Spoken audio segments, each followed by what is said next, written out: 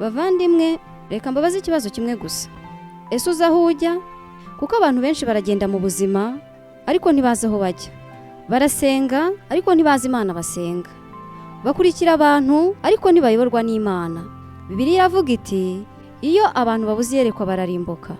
Uyu munsi ndaguhamagaye ngo uhagarare, wibaze kandi wumve ukuri. Kuko ndakubwira ukuri, iyo utazi aho uva, ntumenya n'aho ujya.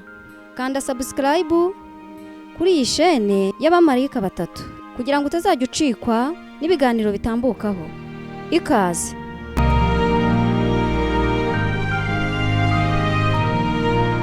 Uyu mwanya tugiye kubana mu cyigisho gifite umutwe uvuga ngo utazi aho ava ntamenya aho ajya. Ubwo nari nteze amatwi, numvise umwigisha avuga ku bijyanye n'ibihe by'akarengane. Avuga ikintu cyanteye ubwoba ndetse ngira agahinda kenshi. Yavuze ukuntu ibyago 7 bizagaragaza itandukaniro hagati y'abubaha Imana n'abatayubaha. Avuga ukuntu umuntu mu gihe cy'akarengane azaba yihishanye n'undi, yajya kubona akabona yaduzweho n'ibisebe by'ibyago 7. Natuye agahinda no kubona umuntu ashobora kuzisanga atitekerezaga. Byanze kumvamo kandi nkomeza kugira agahinda. Ariko nkomeza ijambo ry'Imana no gusenga.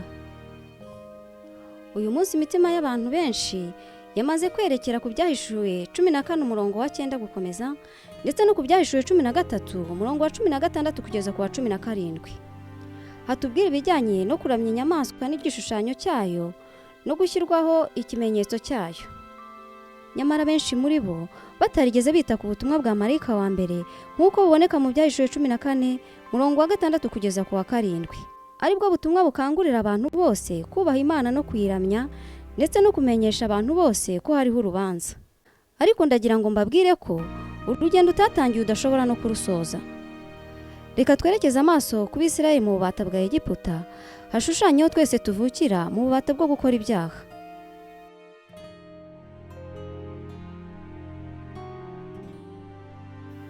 Ese ni gute Abisirayeli bavuye mu bubata bwa Egiputa? Mbere yuko bavayo bahawe amabwiriza y'uburyo bazarya umwana w'intama, bakenda amaraso yawo bakayasiga ku nkomanizo z'imiryango. Ibi tubisanga mu Kuva igice cya 12. Nk'uko urugendo rw'Abisirayeli mu buryo bw'umubiri rwerekeza ku rugendo rwacu mu buryo bw'umwuka, uku gusiga amaraso ku nkomanizo z'imiryango bivuze gutsindishirizwa n'ubuntu kubwo kwizera. Mu buturo bwera, aha ni ku gicaniro cy'ibitambo. Gutsindishirizwa n'ubuntu kubwo kwizera cyangwa se kubyarwa bwa kabiri, iki ni igihe mu bitekerezo by'umuntu hasobanukirwa icyo Kristo yamukoreye, akacyizera, maze kubwo kwizera akabarwaho gukiranuka kwa Kristo. Reka dukomeze muri uru rugendo rw'Abisirayeli. Turababona bageze ku nyanja itukura. Mu buturo bwera twavuga ku gikarabiro. Iki ni igihe umuntu amaze gutsindishirizwa n'ubuntu kubwo kwizera, maze akajya ku rugamba rwo gutunganya ibyo yangije. Urugero twatanga aha, hari ugusaba imbabazi abo wahemukiye, cyangwa se gusubiza ibyo wibye, ndetse n'ibindi. Dukomeje muri uru rugendo rw'Abisirayeli, turabona bageze mu butayu.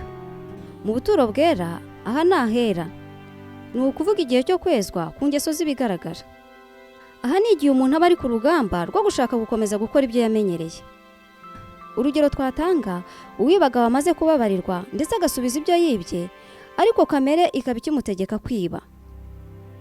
Abo yahemukiye akabasaba imbabazi, ariko kamere ikaba ikimutegeka kongera kubahemukira. Niyo mpamvu ari igihe cyo kwezwa ngo kwa gukiranuka wabazweho kuzaba ukwawe, ubiheshejwe no kwizera Yesu, ubashisha umwizera wese kunesha. Dukomeje mu rugendo rw'Abisirayeli, reka tugere i Kanani. Aha mu rugendo rw'Abisirayeli, iki ni igihugu cy'isezerano bagombaga kujyamo kandi bakagihindura. Niyo mpamvu no mu rugendo rw'iby'umwuka, Kanani ni igihe umuntu avuye mu butayu, ni ukuvuga amaze kwezwa mu ngeso z'ibigaragara, noneho akagera i Kanani mu gihugu agomba guhindura. Aho umuntu aba ari ku rugamba rwo kurwana n'ibitekerezo bibi, bya bindi bikorerwa imbere mu muntu ariko ntibigere inyuma, ku buryo bizwi n'umuntu ku giti cye. kugira ngo ubwoko bwa Isirayeli bukurwe mu gihugu cya Egiputa byaturutse ku gutaka kwabo ubwo bari barambiwe ububata bwa Egiputa, maze Imana yumva gutaka kwabo yibuka isezerano ryayo. Niba ubutumwa hari icyo bugufashije, buhe n'abandi. Ibihe byiza.